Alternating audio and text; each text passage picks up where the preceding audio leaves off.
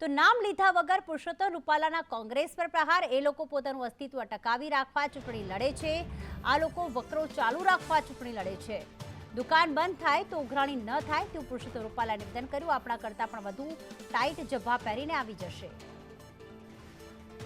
એ લોકો જે ચૂંટણીઓ લડે છે મિત્રો, એ પોતાના અસ્તિત્વ માટે છે।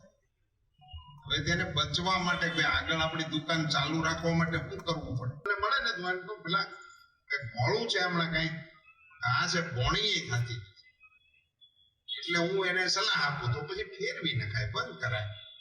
બેઠા બેઠા ટાઈમ બગડે, મૂડી આપણી કહાતી જાય, એને બદલે બંધ કરો તો શું વાંધો? તો ઈ મને એવું કહેતો, એક જણ એનો મારો ખાસ ઓળખીતો હતો, આપણા ભાઈબંધ, મને કે કાકા બંધ તો કરી દઉં પણ બધો ઉઘરાણી ન બદલી,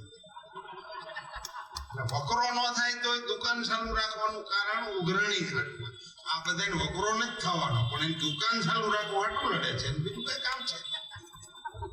કોઈ કામ જ નથી। તમે એક પાર્ટીનો તમે અત્યારે